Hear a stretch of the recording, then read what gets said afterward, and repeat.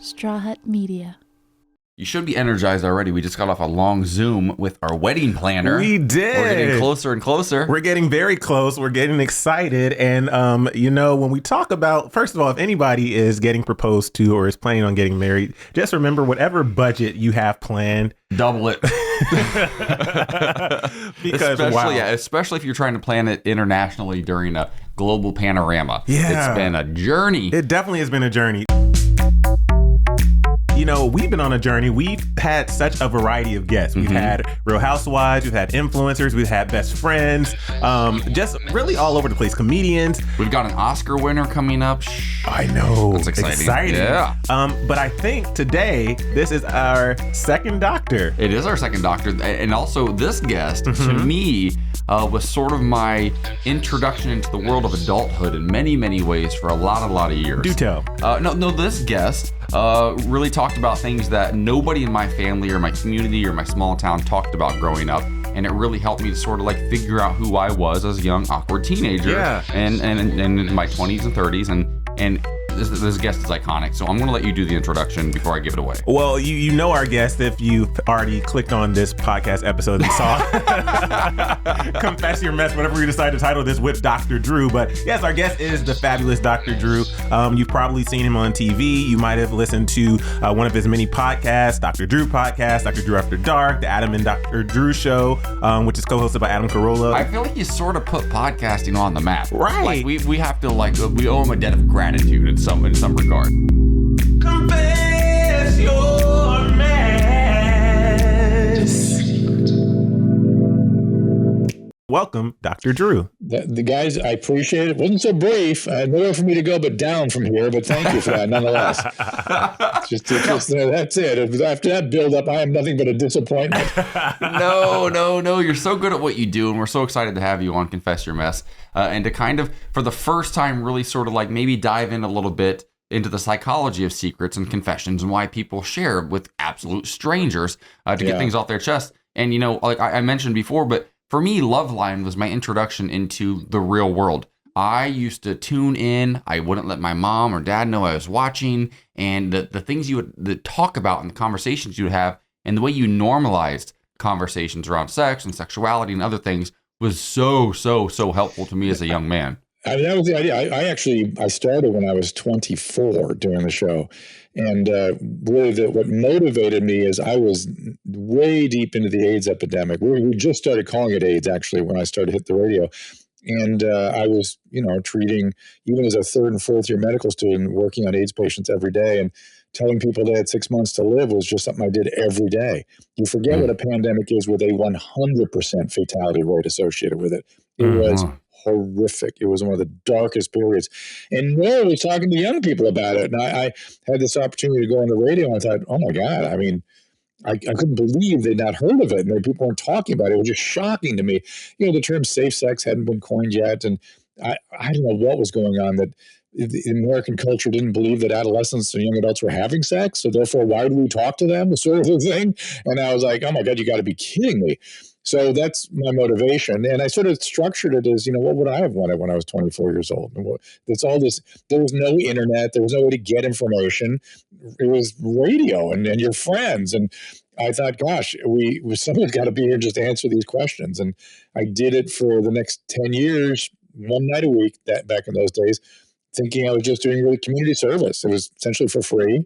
And it was just a lot of fun and interesting and different. Met my wife there. There's a secret.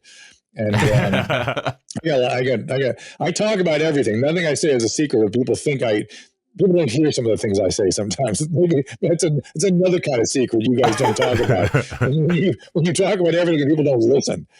Oh my goodness. Well, it's interesting because I feel like in some ways, not only did you sort of shape each of us in different ways over the years, like your opinions and just your sharing and your revealing of conversations that people weren't comfortable having necessarily at the time. It's interesting because not only did it help me navigate my sexuality, hearing you talk about sex so openly, and thank you for all you did for our community, because we're 40 years into the HIV/AIDS crisis now, and it's still it's still ravaging some parts of the community. It's a different conversation than it was back then. Oh boy! But fast forward to what we do here, And so much of what we're able to talk about on this podcast is because of shows like Loveline, which oddly enough was bought by my parent company and is now a radio show that airs in the evenings on Channel Q, which is where I work now. And I host. Interesting. Yeah, I host part of Odyssey, formerly CBS Radio, and I host the nation's first LGBTQ plus talk radio show, The Morning Beat, 5 days a week.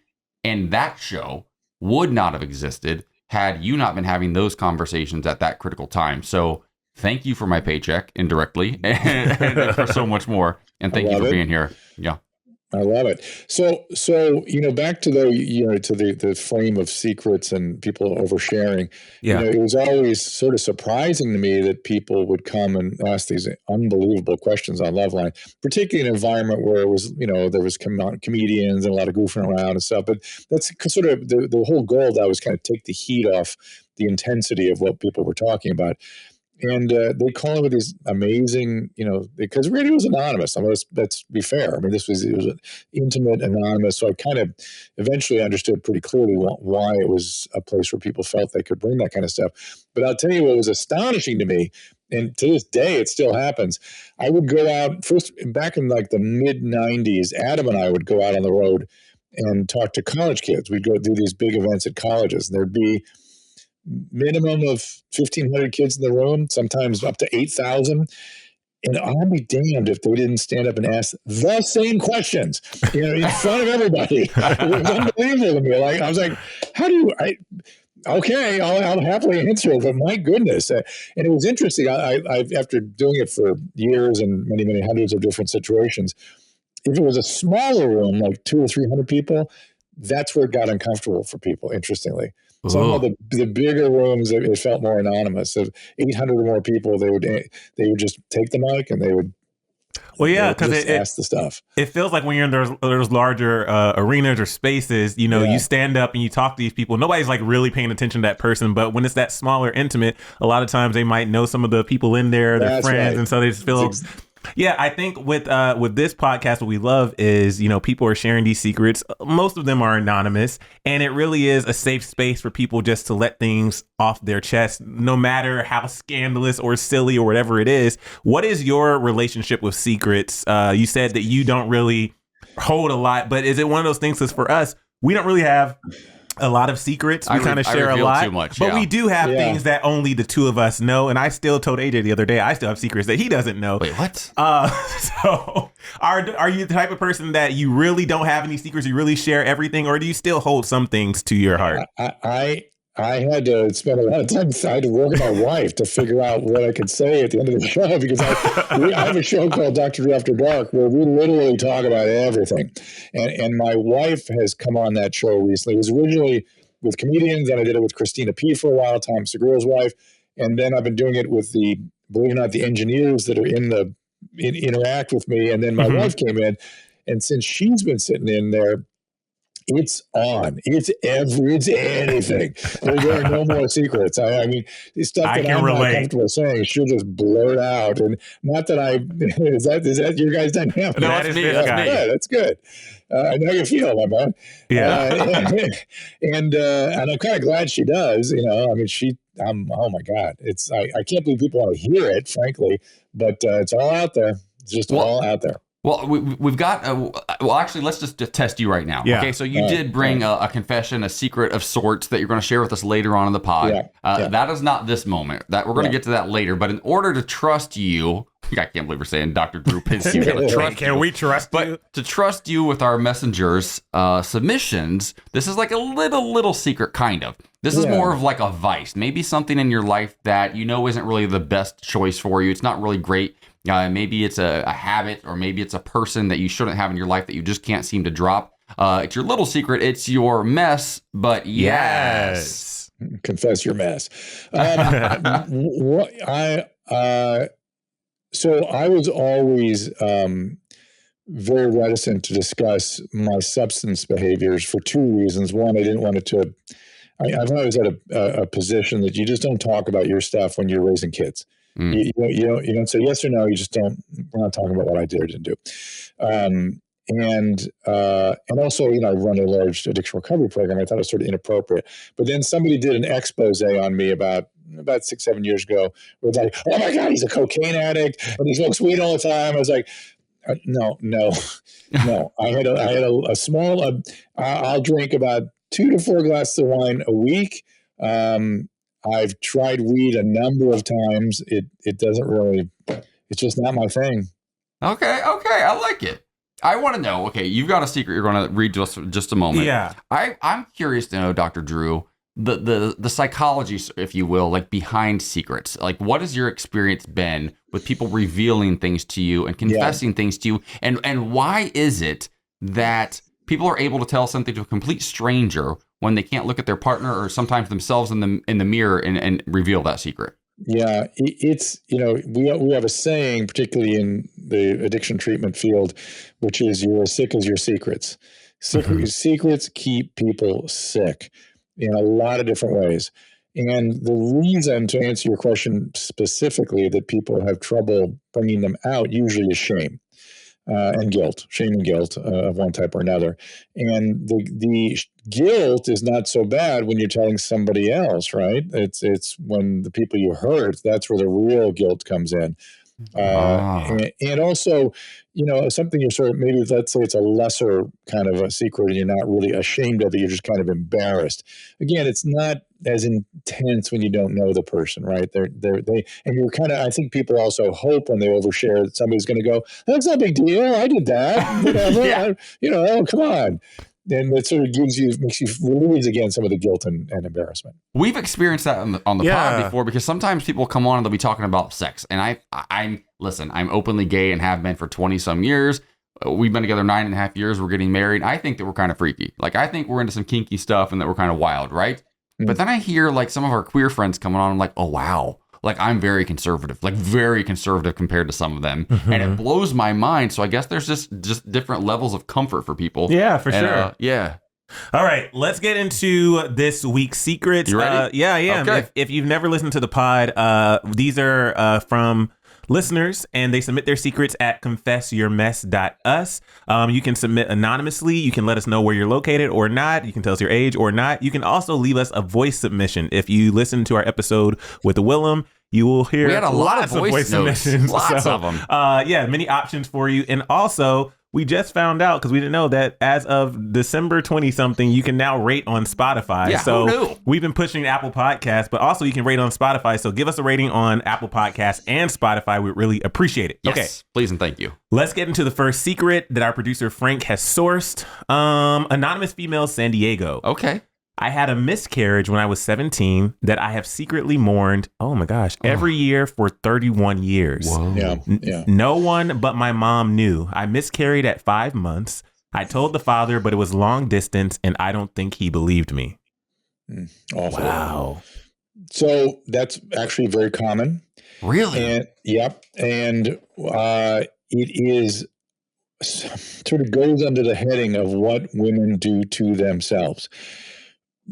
Going from pregnant to non-pregnant, even early in a pregnancy, is a massive shift in a woman's biology.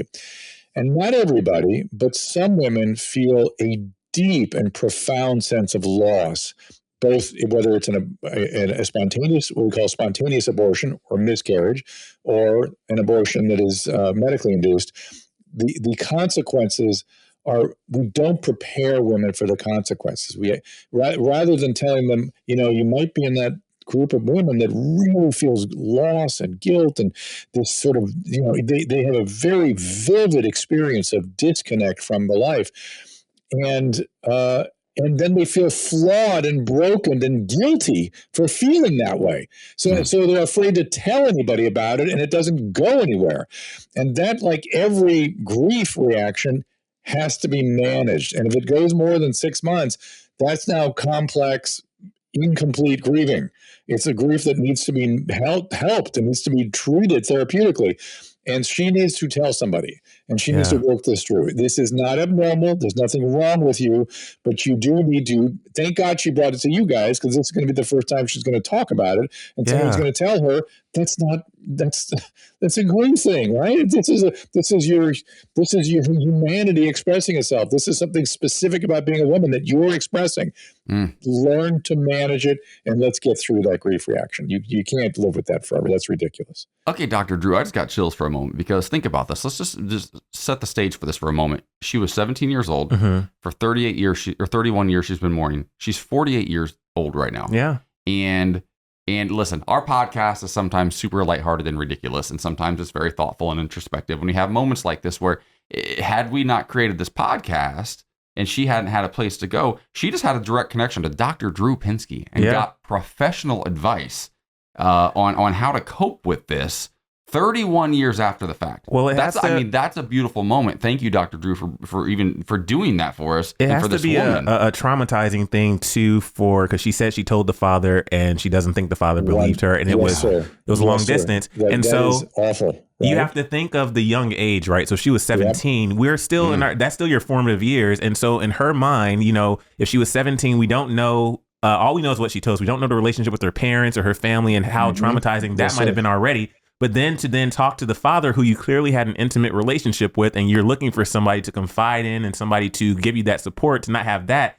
I can't imagine how that damaged her emotionally back then and how it's still affecting her now. Yeah, and on a couple of levels, right? One is they created that life together, and it didn't go through. And his complete disregard for that life and her experience of loss is extremely invalidating. And you're right, traumatic. And the thing about trauma is we have a tendency to repeat things that are traumatizing. So God knows how that affected her relationships for a while after that. I'm sure it wasn't good. And honey, men aren't all like that. I mean, I feel like men tend to not talk about these things, especially where I come from, a little town in Ohio, and women tend to just carry it all. And I remember growing up, my grandmother had told me at one point in my childhood that she'd had 2 miscarriages. She had 5 children. So I have my mom and then, 3 uncles and 1 aunt. And sort of like, it almost became like a joke in our family, like, well, thank God you did because my mom was the baby. Yeah. And we would always joke that it had it was actually good for her to kind of lighten it up a little bit. But that generation also had a lot of shame around this stuff. Like, oh, I'm flawed. Oh, in addition to the grief and loss. And so, oh my goodness. Well, the Catholicism and the Methodist Church of it all was a lot going on. But well, I guess I have, before we move on to our next secret, I have a question because since we're talking about miscarriage, do you guys remember, I know we're all kind of in the industry and AJ and I both cover entertainment news. You remember when Chrissy Teigen had her miscarriage and she was getting a lot of backlash for posting that post on social media where she was kind of opening up. And funny enough, not to compare myself to Chrissy Teigen or having the miscarriage, but AJ knows and my followers know I had a health scare back in September and I was hospitalized for 7 days. Oh. And every single day I was in the hospital and it was getting worse and worse. I was crying and just, it was awful. Terrifying. I found out because of COVID, the place where they placed me, they had a psych ward psychology. Like overflow. Yeah, it was like an overflow where they would normally be in like the psych ward. They were actually on my floor. So in the middle of the night, I would hear Tammy next door screaming bloody murder. And it was just awful. And then AJ wasn't allowed to stay the night, so he could stay for a few hours. Yeah. And then he would have to leave. So I was there alone, just dealing with the pain and suffering, paging for my nurse when I could. And it was like day 5. I finally posted a post on social media that AJ took of me in the hospital bed, just letting people know not what I was dealing with necessarily specifically, but letting them know I was hospitalized and I was in the hospital and I was dealing with this. And for me, that was what I needed. I needed some type of something because I felt so alone and it was nice to have people rooting for you. So I say all that to say, what are your thoughts on when people did give Chrissy that backlash? Or for me, when I got an overwhelming amount of support, but I did get a few people who came into my DMs and they were like, well, what exactly were you in the hospital for? And I was like, well, I don't feel like I need to share that. And they were like, well, why did you share anything then? And I was like, because I felt like I needed the support. Yeah, social media can be tricky. What are your thoughts on something like that? Like Chrissy Teigen sharing that, or like anyone sharing? The level of assholishness on Twitter is unbelievable. It's just, I don't know if you guys, I get stuff. It's unreal, the horrors that people levy on one another. It's just disgusting on social media. But it can be nice too, right? It's just that it's full of people that are really, I get off on hurting other people. It's like psychopathy is alive and well there. But the question of, I think you're kind of also asking what I feel about what Chrissy Teigen posted and how people behave. I thought people's behavior, again, was disgusting, that everyone deals with those moments differently. I thought they were, those were tender, these are public figures. If they want to also have that be a public event, fine. If it helps them feel better, what business is it of yours whether it makes them feel better or not? Just shut up. It seemed completely appropriate to me. I'm not sure I would have chosen that, but they did, and good for them. And then to be attacked is just disgusting to me. I love how honest that was, though. You said, I don't know if I would have chosen that, but good for them. Because I think that's the piece that people miss so oftentimes. Like, we can walk and chew gum at the same time. Two things can be true. Like, I've had to learn through therapy and kind of like navigating my own emotions. Sometimes I see people sharing things on social media. I'm like, oh, that's an overshare. And I kind of find myself judging them. Hey, sometimes it's me. Or I see somebody who's like, who's got like, they might have a health battle or a struggle, and they're sharing every step of it. And I'm like, okay, if I were going through that, I would definitely be more private. But that's just me. Yeah, I have a new level to this phenomenon you're talking about, which I've learned. I can disagree with somebody. I can understand it, and I can admire it, and still disagree. Yeah. I'm like, whoa, good for you for having so convinced you're completely wrong, but I really admire the way you're thinking and the way you stand by it and the way you defend it. Good for you. Let's take a quick break, should we? Yeah, let's take a quick break. We're going to get another secret in just a moment. More on Confess Your Mess in just a second. All right, welcome back to Confess Your Mess. We've got a good one today. Okay, there I did it again. Okay, I got to work on this. It's because there was literally 2 episodes ago I said, we got a good one today, and then I talked about Steve Harvey. We got a good one today, and now he can't stop doing it. Every time he comes back from commercial break or opens that show on Family Feud, he says, we got a good one for you today. And now I've been saying it for like 3 weeks. With the same cadence every single time. Every time, but listen, he's welcome getting paid. Welcome back to Family Feud. We got a good one for you today. Okay, let's get into... I love using Steve Harvey, so go ahead. He's so good. This is from Anonymous Male, Boston. Have you ever been to Boston? I have not. That's one of the only major cities I've never been to. I know, right? And I love American history so much so I would love to go someday. Let's plan a trip to Boston. It's just so far. I know. All right. We'll think about it. Okay. This anonymous male said, I purposely wet the bed as a kid until like 12 to get attention from my parents because I was scared of the dark and wanted company. Is that normal, or was I a pathological liar? I grew out of it. Don't worry. No, we don't sit in judgment of strategies that children use to get their needs met. No, I don't know what was going on with your parents that you weren't sort of getting the attention you needed. I don't know why you couldn't sort of say it. I hope you can now, but enuresis, that's called. And enuresis that's self-conscious is actually even less of a problem. It's like, that's easy to manage. Like, if you can just get your needs met, you'll stop doing it. So it's no problem. Here's the thing. I found that early in our relationship, we realized something, and I don't think I've talked about this on the podcast before. Oh, God. And you probably know. So when we first started dating, AJ was my first boyfriend ever, and we were spending a lot of times together. I was spending the night, and then he was a bartender at the time. He would come home from bartending, and I would be asleep already, and the bed would be soaked wet. Not in a sexual way, people, just because I know some of our listeners are always thinking sexual. I apparently would sweat whenever he wasn't next to me as I was sleeping. And that happened for years. I don't know what stopped this last year it finally started to stop. Okay. It happened. No, wait a minute. I was gone. Well, I was sleeping in the living room recently. I had liposuction done like a month and a half ago. And it was like, okay, this was not fun. I went in for 2 separate rounds. And after the first round, I was like, okay, this is ridiculous. I don't want to have to get up and off the couch every time without any sort of armrest. Yeah. So I ended up renting a hospital bed for 2 weeks, put it in the living room so I could have arm rails and a little remote. And I was like, I'm gonna chill. And I remember going into the room and the sheets being really like wrinkly, which means he sweat a whole bunch. You're right. And this has been a phenomenon since we've dated for years. It's less common now, but if I were to climb into bed after I was working late night and he was there earlier, he would sweat, like soak the entire bed. The second I laid next to him, it would never, ever happen again. Yeah. What's that about? I have never heard of it going that way. See, drenching night sweats is a medical problem. It's actually it's like fever. It's a specific sign. Wow. Now the fact that he's had it for years is relief. That means if it really were something, you'd know it by now. Yeah. And then why it's only triggered by being alone is wild. Congratulations. It's really hard to stop me. I've heard everything. Yes, we stumped Dr. Drew. If you were to say at the beginning of your relationship this was happening, I would still say, let's get a doctor to see you. I'm wondering, I don't know what happened to you when you were hospitalized, but I wonder if there's any connection between the sweats and the hospitalization. Because again, the sweats are medically. It was so many years before. Yeah, it was years before. And the funny thing is, it used to be accompanied with what do you call it? Not night terrors, kind of night terrors. He would get paralyzed, like sleep paralysis, where I would be slightly awake, and I would see like the sweating, the sleep paralysis. Also, are you a sleepwalker also? No, yeah, not that I know of.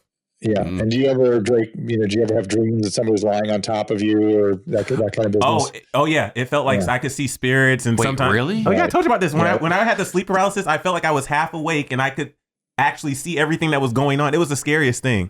Yeah, It's very scary for people, and then what happens is you get this paralysis, but you're still asleep, so you start dreaming, and you get what's called hypnagogic hallucinations. And dreams are always sort of visually trying to make sense of what's happening to you. So something's got to be holding you down. It's the devil is holding me down, or a ghost, or those are hypnagogic hallucinations. Listen, he's the son of a pastor. I know. So for me as a gay man, I'm like, the devil's after me. There it is. He came for you finally. Wow. Oh gosh. Okay. All this time I just thought it was because he loved me a whole lot and he missed me when I was gone. I meant that. Yeah. That's exactly yeah, that's exactly what he meant. Okay. So this next one comes from anonymous female in Africa. Oh, I am HIV positive and I am scared to tell my family. Oh man. Okay, now Dr. Drew, I mentioned earlier that epidemic is sort of like shifted and it's not the same conversation that it used to be, but in certain parts of the world it very much still is. So this listener's submitting this from Africa.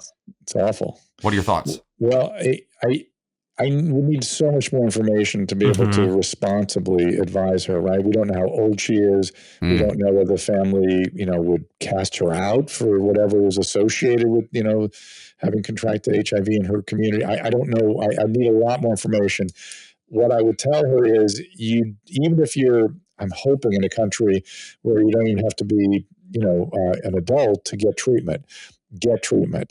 And I hope you know that this HIV is now a chronic illness you can live a long life with, but you got to get that viral load down as fast as possible. The virus does the damage, and if you let it circulate or compound over time, it's hard to come back. But go get treatment. It's very simple. It's sometimes once a day pills, sometimes a couple of days, and you're done. You're done. And it's really nobody's business, frankly. I mean, it's nobody's business. And if they're going to be going to ostracize you or be discriminatory in some way that's inappropriate, really assess whether you need to tell them. I mean, you want to, of course, and you need their support, but if it depends how they're going to be. I deal with this all the time with people who are in situations with family that could be abusive if they find out something they don't like, whatever it might be. And, be careful. Don't tell them just because of your family. Make sure that you know that they're going to support you when you do tell them. That's really great advice because, has the conversation changed? Has medicine changed by leaps and bounds? And that's a great thing. But the virus is still the virus. Mm-hmm. And if you're not getting treatment early and getting the right types of treatment, it can still be just as deadly as it was 40 years ago. 100%. Yeah. I will say to you, go ahead. I was just saying, it breaks my heart when that happens because it's so manageable now. It's so, you can treat it so well. But go ahead, I'm sorry. No, I was just going to say to you, Anonymous, first of all, thank you so much for having the courage to even tell us, even though it's anonymous. I know that's probably a big burden lifted off of you for sharing that, revealing that. Can't tell anybody just yet. Know that we support you and we love definitely you support from you. afar. And then to piggyback off what AJ just said and what Dr. Drew said, Dr. Drew said, if you don't have to tell your family because it is a private matter, don't tell them on your friends. But since you are able to log on to Confess Your Mess and submit that means you're able to log into the internet. And I'm sure that I'm not going to advise a particular website or anything, but I'm sure you can find support groups for people who are dealing with the same thing or who might be in similar situations. So even though we might not be able to give you the specific advice that you might be searching for or longing for, if you find the support group where maybe there's other people who are in similar situations, that there's a community for you. Yeah. This is like reason 3,422 why I love you so much. Oh, really? You're adorable. Go ahead. Go ahead, listen. We should get married. Listen 3,421, and then we'll get to the next secret. What's the next? How many do we have? One more? Two more? We have one more. One more. Last one before we get to Dr. Drew. What is it? Okay, so this is from Anonymous Male, Los Angeles. We can know this person. Mm-hmm. We say that every time it's a secret from LA. What if it's me? What if it is you?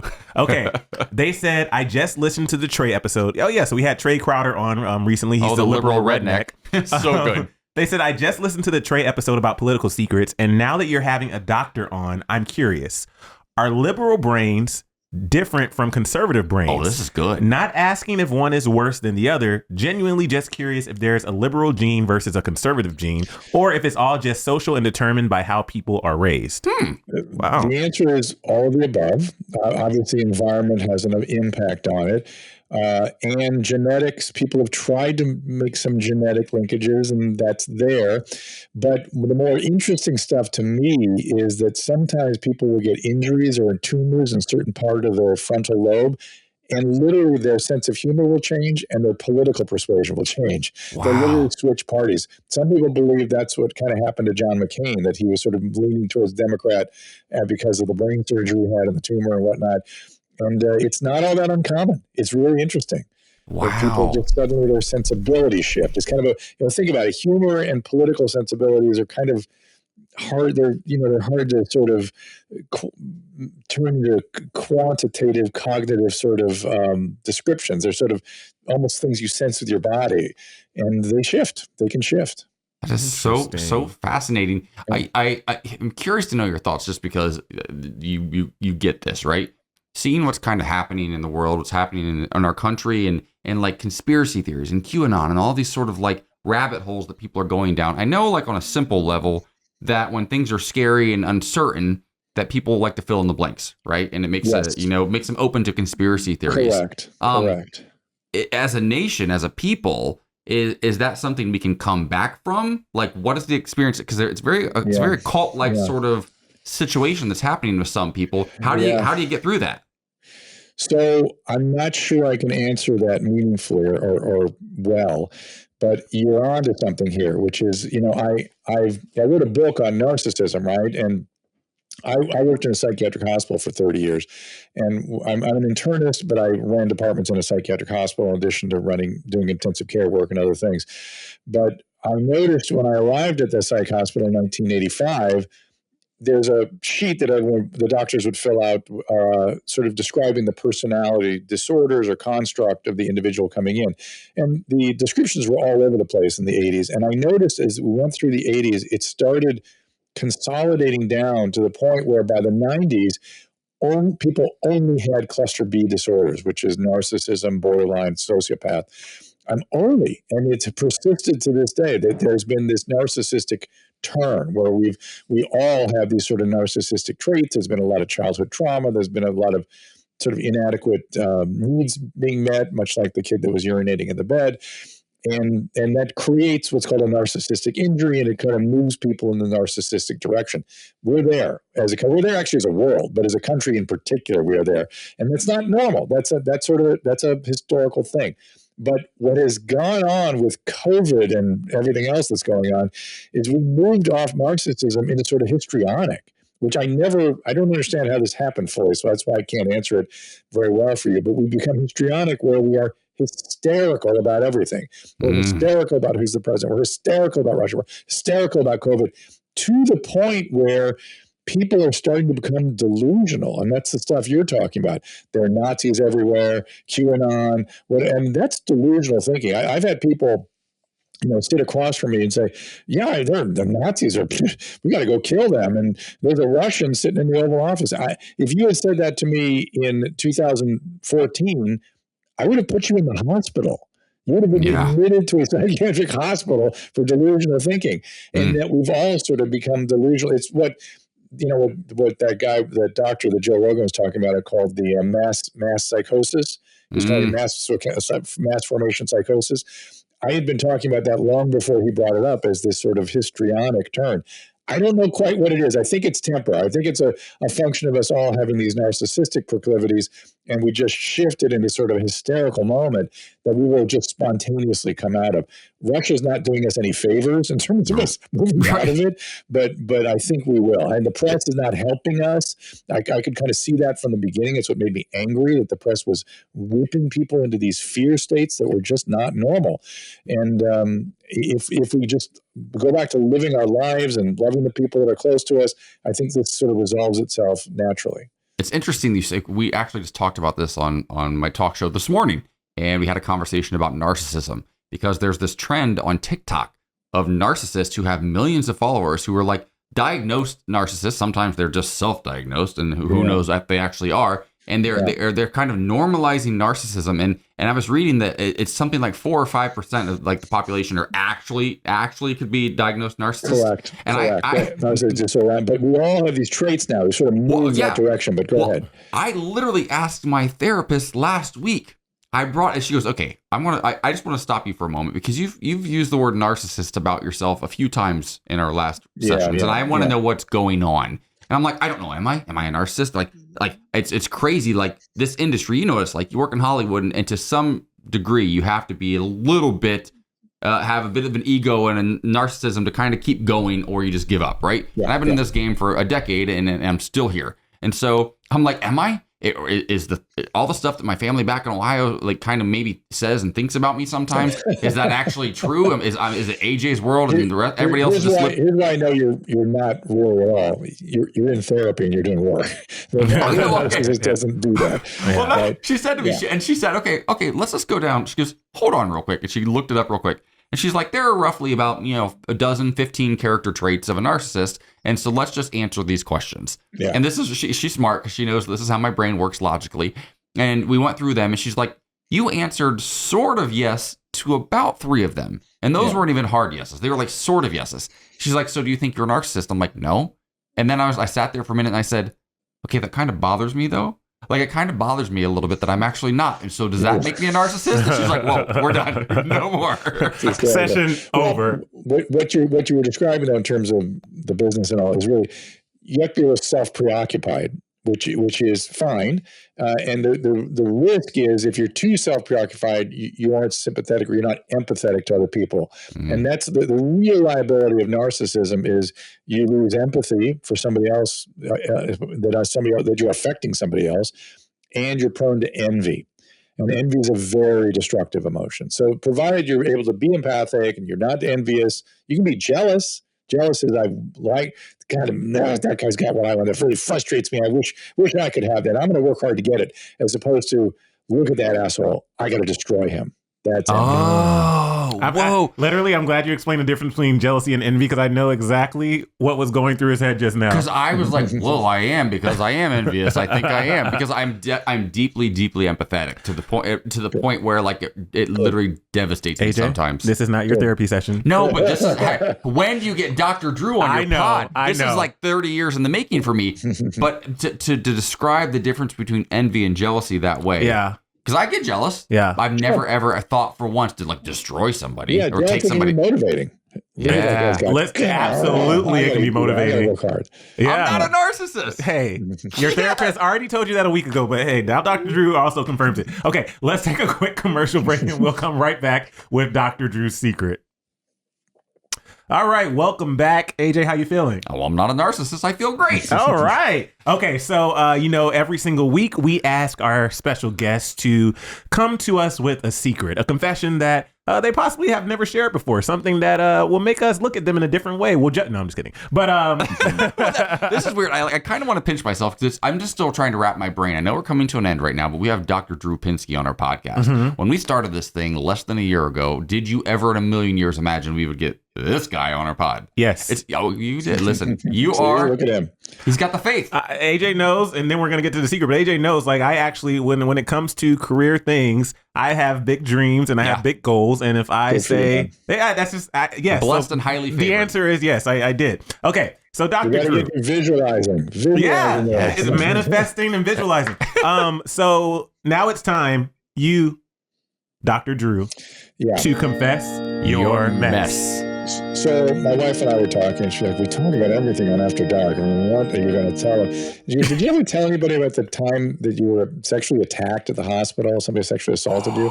What? And I was like, I've never talked about it. I wrote about a weird episode I had, which I can also tell you about in my book, Cracked, and it's sort of, nobody really noticed it. I don't know.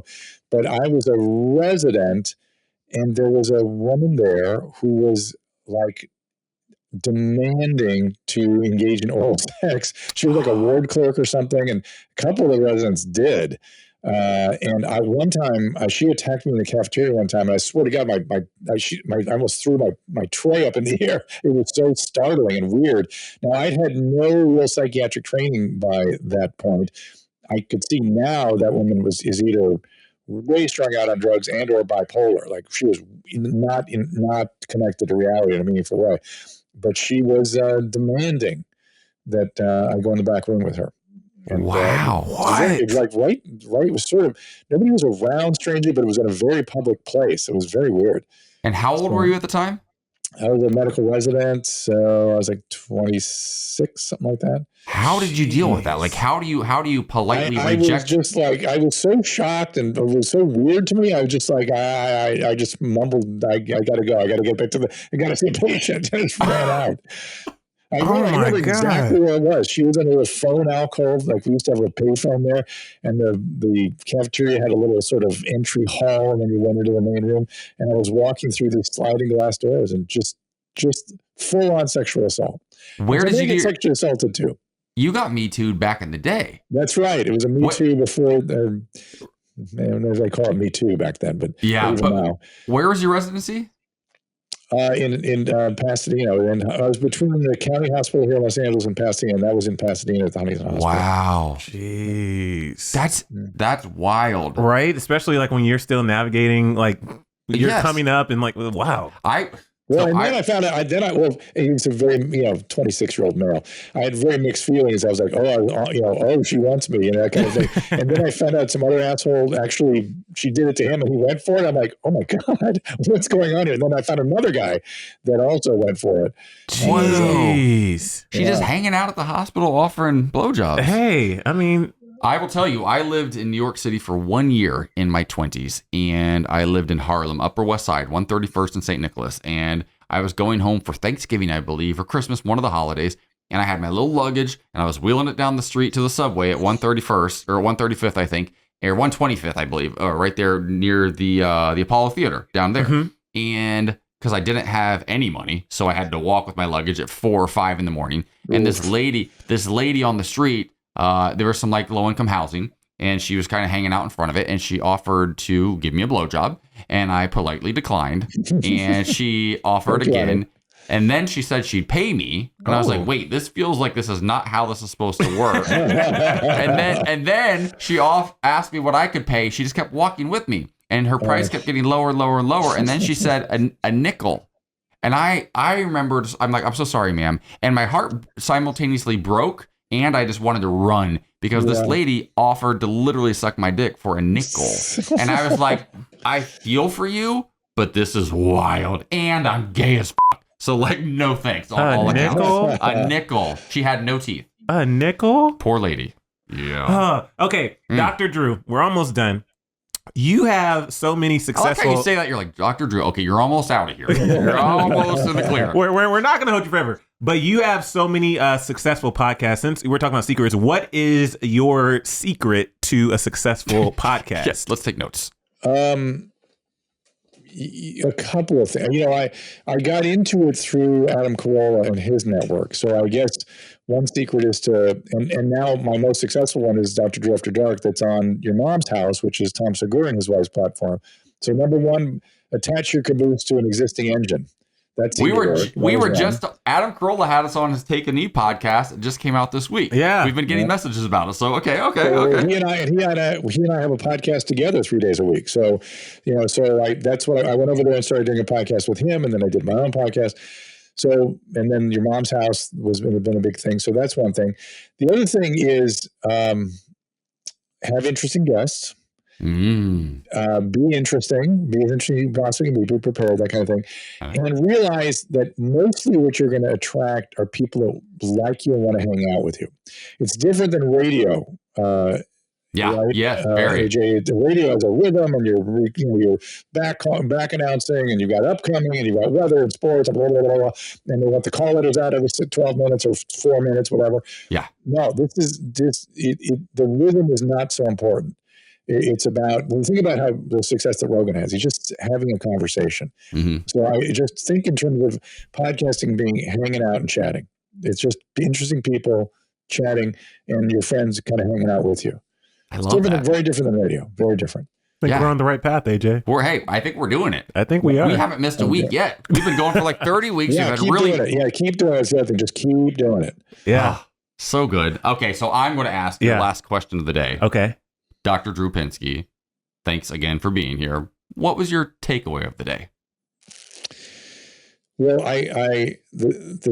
the takeaway, what I will take away was that woman that called about the spontaneous abortion, the miscarriage, and it just kills me what people have to suffer through in the name of trying to be whatever norm or societal standard they think they have to live up to. We do that in a lot of different ways these days, and you have to be a certain thing or a certain way, and that always kills me when people harbor very normal expressions of who they are, either as a man or a woman or as a person, and they have to hide it or feel guilty about it. That kills me.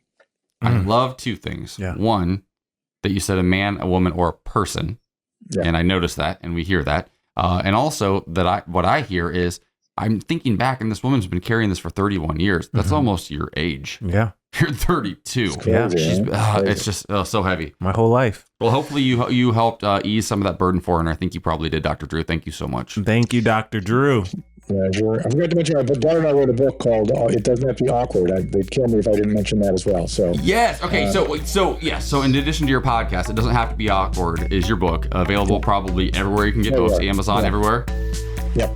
I'm going to get a copy. I just got a couple books delivered literally before we started this pod. I have so many books to read right now, but I will add it to my list. Particularly if you have teenagers or young adults in your life, it's very useful. Okay. I like it. Okay. Yeah, we're definitely going to check it out. Well, if he's going to buy the book, then I'll probably read his copy. You'll just read my copy after I'm done. We swap. We read books, and then we're like, you need to read this, then we swap them. That's we live together. Otherwise, I would buy one too. But all right. Dr. Drew, it really was a blast. We appreciate you so very much. And thank you for joining us. Pleasure is mine, and congratulations on your upcoming nuptials, gentlemen. Thank you. What? I know. So good. Confess Your Mess.